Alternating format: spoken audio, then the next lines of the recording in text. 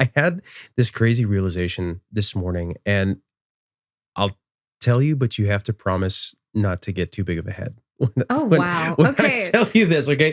No promises. Okay, I'm ready. So you have this skill that I generally associate with one writer, okay? And that writer is Ernest Hemingway. Oh, wow. This is okay. big. Okay. So let me tell you what I mean. He had the ability, the unique ability to just say things like they were. Say them very simply, let the words speak for themselves. You have a similar skill to just be able to say things succinctly, and that's something that's brave, I think, in the writing space.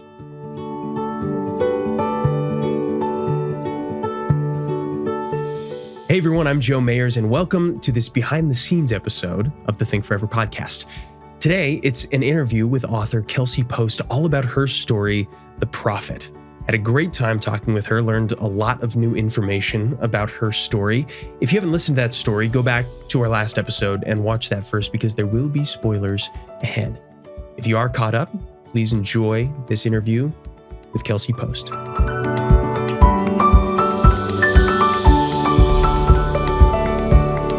So anyway, Big Bear was good. How often are you guys up there? Not as often as we'd like. Like, I don't know, a couple times a season. We'll do a couple winter trips and a couple like springy, summery, watery trips. Yeah.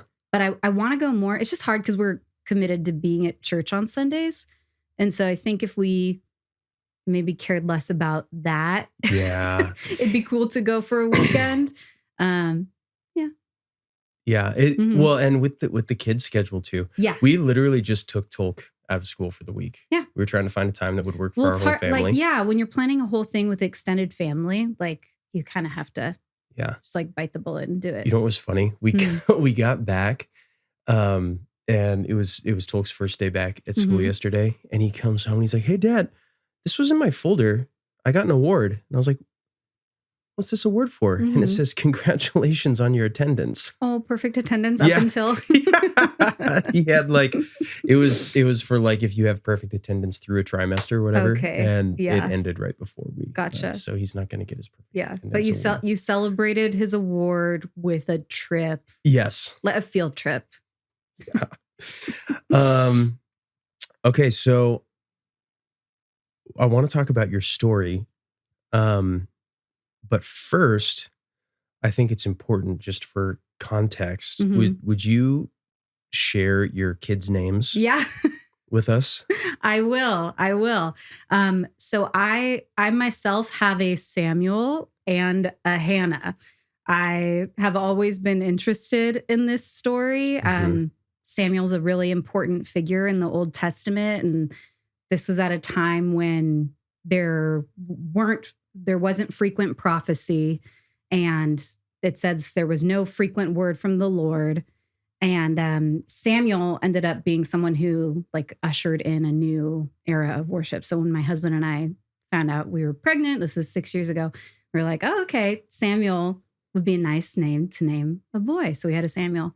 And then when we found out we were having a baby girl, we were still really drawn to that name and debated, is it weird to give a brother and sister set the name of a mother-son duo? I'm like, yeah, that's kind of weird. And we decided to do it anyway. We leaned into the weirdness. So I've got a 6-year-old Samuel and a 3-year-old Hannah. Yeah. Yeah. Well, so obviously this story has been impactful for you. And I think you guys, it seems like you guys treated names similarly to how Michaela and I did, which is we want these to have some meaning and to have some intention. And I think there's maybe a little bit of that is because we've been steeped in Bible for a long time where people's names have a lot of impact. And I think that that's been true for us. Do you think that that's been true, even if it's just sort of in the back of your mind as you're raising your kids, that there's a little bit of importance behind the intention of their names? For sure. The meaning of the name was among the most important things for us. Maybe even more so than like sound or vibe. And the meaning was something we talked about as we were deciding that we wanted to have children and praying during pregnancy and praying for the future of who this child would be. So giving them names that aligned with our hopes for them was really important. And my husband and I are both readers and into fiction, and you guys share a love of the Lord of the Rings. And so we just weren't gonna choose a name that, I don't know, that didn't mean something significant for us. So you're raising your kids, you're steeped in this story. Now you are 6 years into motherhood. So how has being a mother affected the way that you view the story? Because that was important to the way that you wrote it. Yeah. That's changed a lot over the years as I spend time with the story, and maybe just in kind of like the perspective that being a mother has unlocked. I think motherhood has brought me face to face with my own limitations and sin, maybe more than any other area of my life. And then that has given me just a greater appreciation for the complexity of characters, both as a reader and a writer. So when I think about myself as a parent, and all parents, we sincerely want the best for our children and want to make good decisions on their behalf that are honoring to God. But a lot of the times we don't know what we're doing. I'm not sure if I'm making the right decision. I'm questioning that. And I see that conflict in Hannah, some of it is inventive. It's not explicitly shown in the scriptures, but I can imagine for a mother who had such deep conviction that the Lord would bring about a Messiah and a king to deliver his people. And she hoped that God would use her son in that story. At the same time, she made a decision at great personal cost to herself. Any mother who she chose to dedicate her child to the Lord's service, and that meant being separate from him. So the Bible doesn't say this, but I can imagine that was heartbreaking for her. So even as sure as her conviction was that it was the right thing for her son and would be honoring to God, she gave up her time with her son fully in order to do that. And so that has struck me more and more over the years of just spending time with my Samuel, like what that type of sacrifice would mean. And I can't even fathom. As I look at Eli in the story too. So Eli is kind of the chief of priests at Shiloh, and his own sons are disobedient. They're scorning God's offering. They're taking the offering by force from these worshipers who come. And so Eli is a good priest and an honest man and desires to see his sons following God's law. But at the same time, in a way, he's kind of like shielding and protecting them. And God eventually says to him, like, I'm done with your house. Like, you can't even manage obedience of of your sons, the people in your charge. How am I to put you over all of my sheep? So there's that kind of conflict within Eli too. Well, he's almost the exact juxtaposition of Hannah, because she chose to give her son entirely to the Lord's service. You said, it's not about me, it's about you. And gives that up. And Eli does the exact opposite, where he sees his sons messing up. He sees their sins and does nothing about it. I actually reread the story from 1 Samuel this morning, and he had this sort of limp confrontation with them, where he says, "What are you guys doing? You're sinning." And they ignore him, and he's just like, "Well, they're my boys." And he chooses relationship with his sons over relationship with God, which is the exact opposite of what Hannah did. Yeah. And when you think about it kind of in terms of a hero narrative architecture, Hannah is kind of a mini hero story. Samuel is kind of a mini hero story. And they're like on the ascent in terms of obedience and closeness with God and experiencing God's presence in their lives, while Eli kind of crosses them on the way down, just in terms of the disobedience that's in his family and eventually his sons being killed in war. And this is something that God prophesied in advance that was told to Eli in advance because of the disobedience of their house. So you kind of see them cross paths in time. Yeah. So he rewards one, disciplines the other. But in the background of all that, it's getting back to motherhood. There's this mother's sacrifice. And obviously we're not discounting anything that, Samuel did and went through, and he was obedient to the Lord as well. But that's the through line. That's the story that we focus on. The background is that a mother gave up her son for this grand plan. And the way that you highlighted that in the story was beautiful and heartbreaking. I obviously read the story several times, and we collaborated a little bit on the development of it. And so I had read pieces of it, but it was very analytical. The first time that I read it all the way through was during the recording. And so if anybody watched the video instead of just the audio, you see me tearing up as I'm reading it, because just seeing that tension within her between following the will of the Lord and knowing that her son is going to do something great and just wanting to hold on to him. That is so relatable for any parent. And obviously I'm not a mother, I'm a dad. I still love my kids, but I see my wife with our boys, and that's a different kind of connection there. And it's something that I think you portrayed amazingly well. Oh, thank you. Over the course of the story. Thank you. That means a lot. And I was so moved by your performance and the way that you brought it to life. And that tension with Hannah's deep love for her son and wanting to dedicate him to the Lord's service, while at the same time, but being so heartbroken by that sacrifice, that was something that I really wanted to explore. And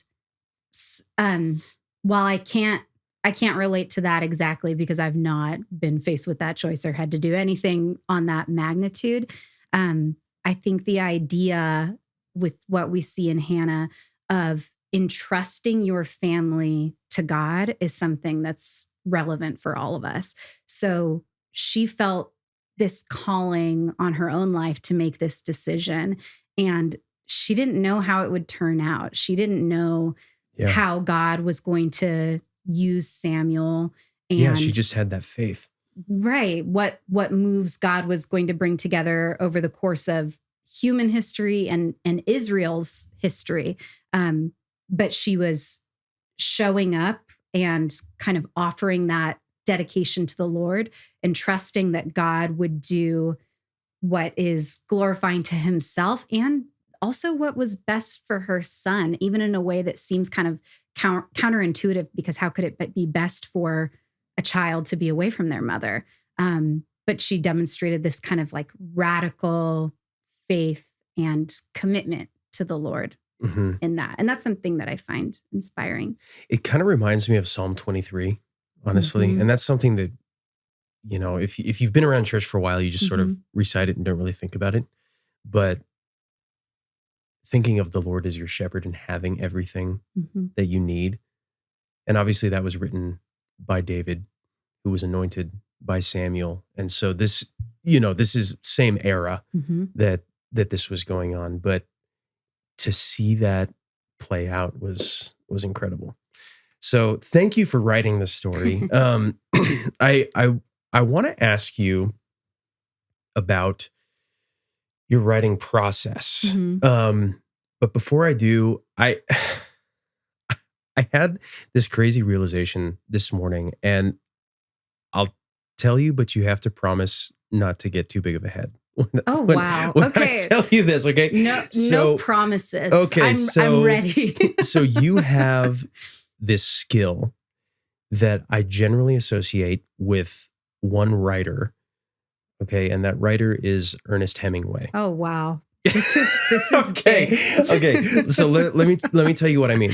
He had the ability, the unique ability to just say things like they were. Say them very simply, let the words speak for themselves. And obviously, amazing themes, generational stories, and things like that. But you have a similar skill to just be able to say things succinctly. And that's something that's brave, I think, in the writing space, because I struggle with, and I think a lot of writers struggle with, feeling like we have to hide what we're saying behind poetic or flowery language because the words don't have enough weight in themselves. And you use language very well, but you just say the things that you mean to say, and it comes out succinctly and clearly. So Kelsey Hemingway is what I'm saying. Well, thank you. That's a huge compliment. And my background, I studied journalism, so all of my training, that's been something that I've been taught to value, is precise word choice. And the work that I do now professionally involves a lot of technical writing. And so economy of words is super important, keeping it brief, and saying just the right thing to evoke exactly what you mean. That's something that I value. But at the same time, I'm really encouraged that you say that, because I feel like it's sometimes something I struggle with. Like I'm not sure if the meaning has come across in the way that I intended, or did I kind of help the reader in developing these characters in such a way that folks could track with it. So thank you for saying that. But it's something that I think about as part of my writing. And you asked about writing process. Yeah, well, and the reason I wanted to ask about that is because you are very economical with that. And so does that look like a lot of planning and outlining on the front end, or does that look like just getting your story out and then puzzling with it? What is your process? Yeah. So this story was a little bit different. And one thing that really helped me was I had the book of 1 Samuel as my guide. So that put in guardrails for me of, I know generally where this is going to land. I know who the characters are and the decisions they make, so I have to stay true to that. But the thing that's fun about this podcast is kind of the inventive elements of exploring more how might have that character felt, or maybe diving more into a particular interaction. So I generally do like to outline a lot and kind of have these scene blocks of where I hope it's going. But this time I'll say I did leave it a little bit more open-ended, and I didn't know how the story was going to end, for example. Like I didn't know what would happen after Samuel was called and how we would land the plane, as it were. So this time my process felt a little bit more open-ended for me, which is kind of uncomfortable. I consider myself a perfectionist, so I like to share something when it's fully developed, and I can come and say, hey, look, here's the thing that I did. And I am naturally kind of more inclined to work solo and not as inclined toward collaboration, but I try to make myself and make choices that point me in the direction of collaboration, because I believe in how valuable it is that like by bringing our perspectives together, we can create a better story than I would have been able to on my own. And that turned out to be true. So in the draft I was working on this time, there were some segments of it where I just left it open and said, I think that maybe this is what's happening in this interaction, but I'm not really sure, and tell me what you think about it. And that's a pretty uncomfortable thing for me, to not come with a point of view and a fully developed paragraph. But that's how it started. And I think it served the story well, because I don't know that it would have landed where it did otherwise, which was looking through Hannah's perspective at Samuel, now grown, leading the people in worship, spoiler alert. And just like the kind of coming to fruition of what she had hoped for her son. Yeah. I mean, that collaboration is, it is uncomfortable sometimes, because you're being vulnerable at a point in your writing where you might not feel like you're ready for it yet. Yeah. Because you're showing something to say, and you say clearly this isn't done yet, but how can we mold this together? And you've done that for me also with some of the stuff that I've worked on. And it is a sort of a scary thing to admit that it's not quite there yet, but what else do you notice? What else could make this even better? And I think that rising tide raises all ships. I mean, that's what the Inklings did.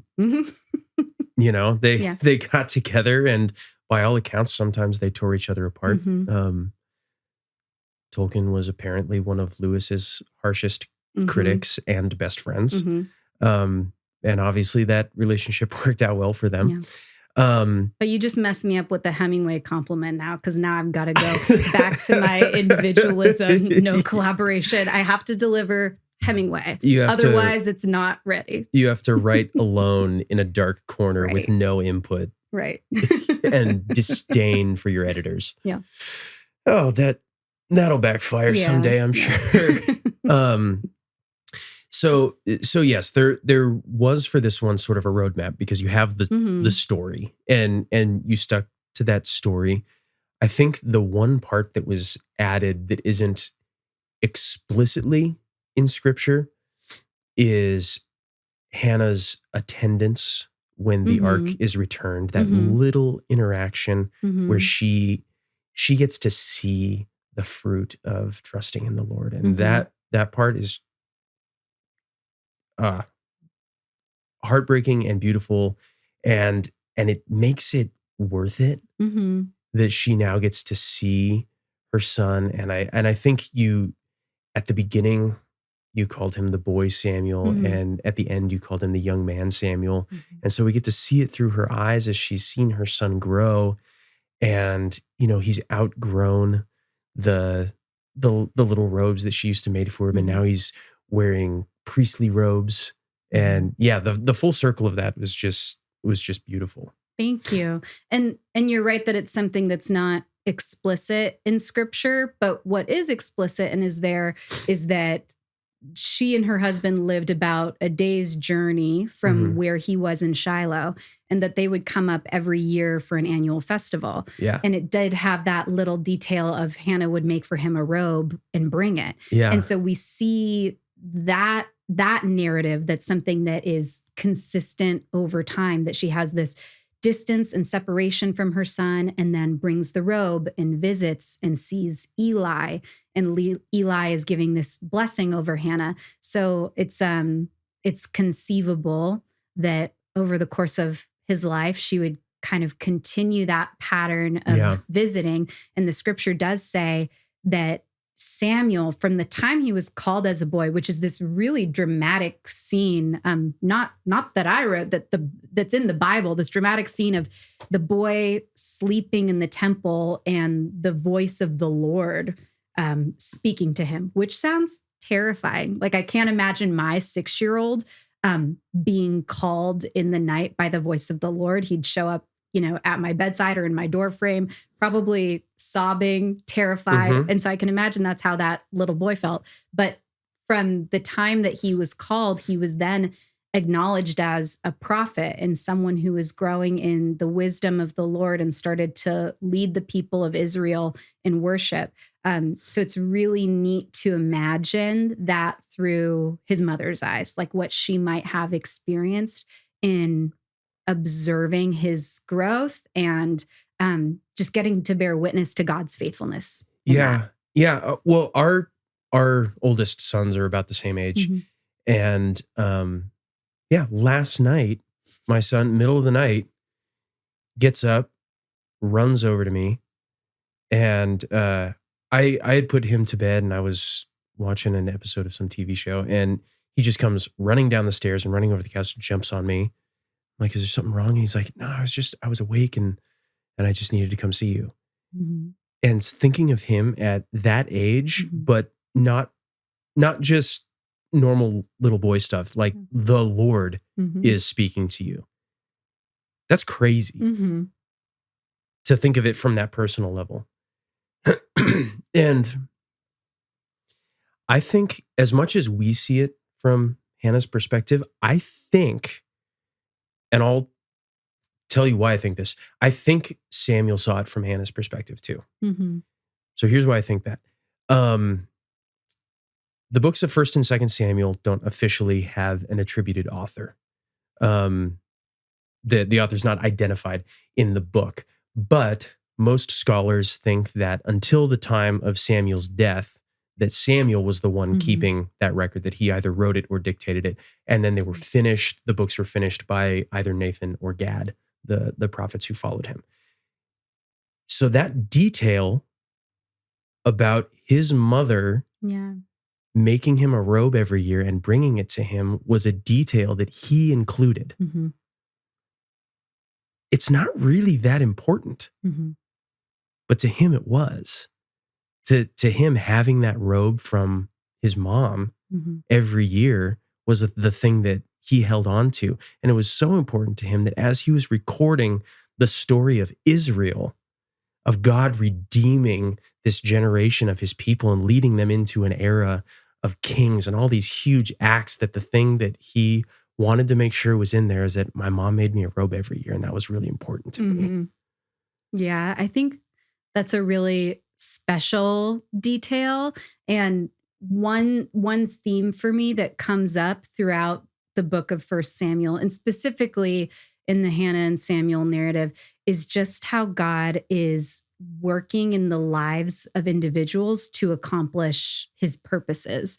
So we get this really neat picture of little individual lives and the relationship with mother and son and the robe, and these feel like maybe like trivial artifacts of a single individual's life.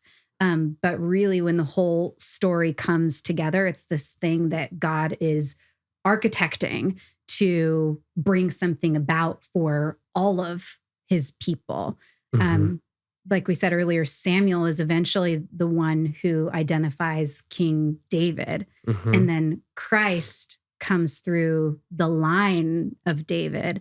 And Hannah, when she's praying in the temple, praising God for this gift of a son, it's one of the first mentions in the Old Testament of the prophecy of a Messiah and a king who would be a savior. So it's like we get these really intimate pictures of these individuals' lives and these details that are important to them.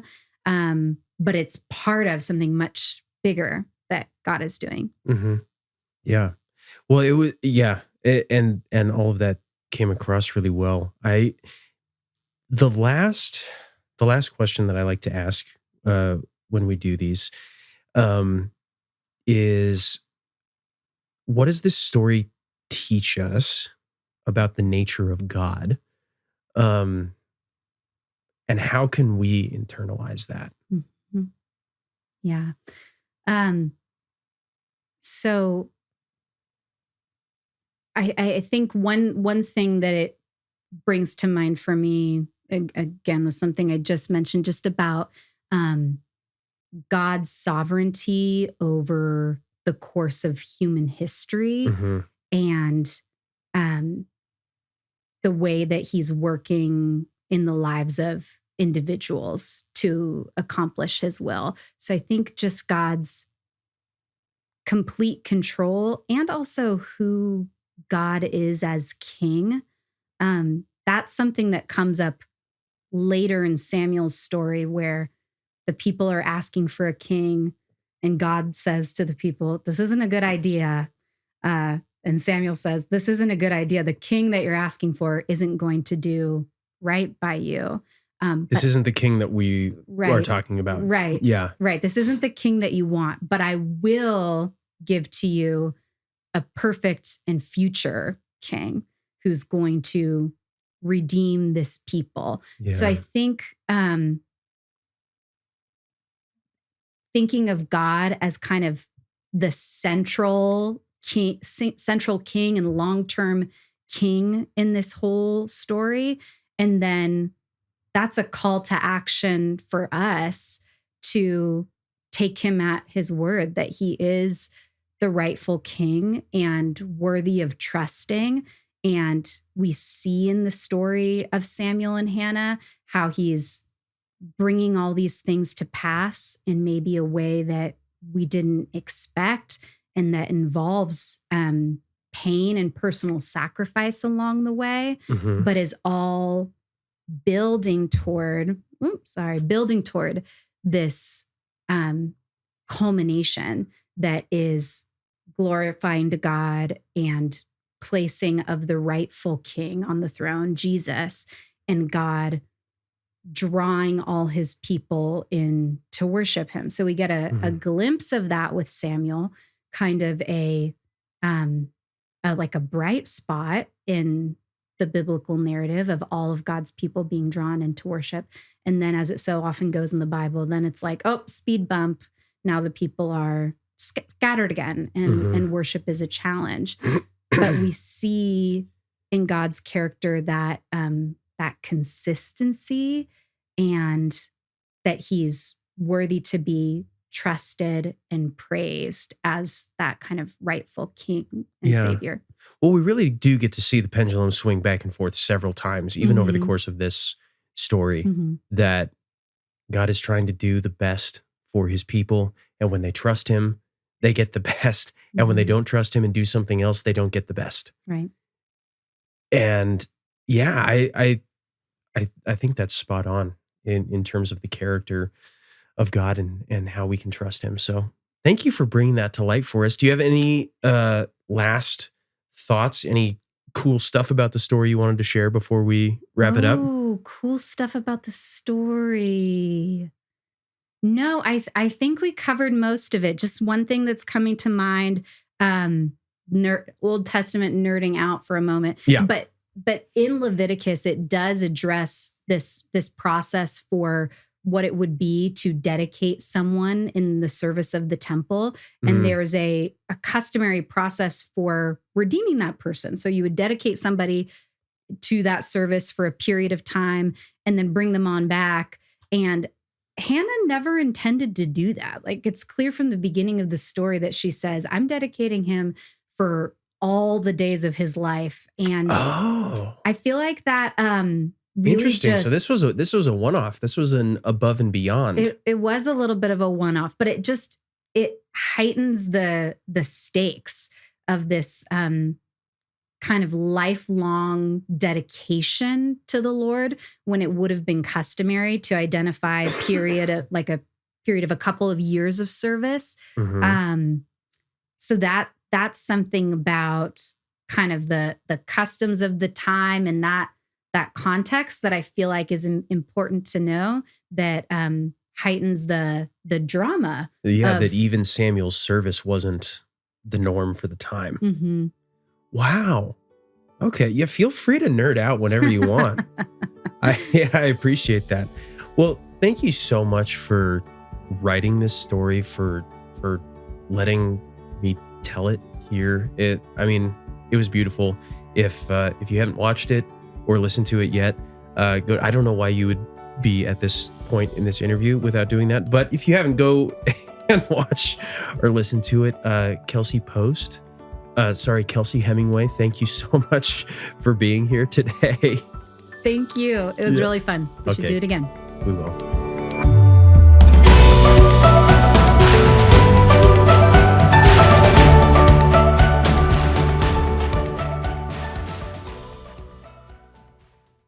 Did you notice? I did notice. I noticed like midway through. I'm not sure if you saw me making eye contact with Lewis. Yeah. Well, and also it's a callback because you did it in the like recording I had to do it for continuity. Yeah. Yeah. But yeah, this absolutely the hardest picture of 2025. And it was at the beginning of the year.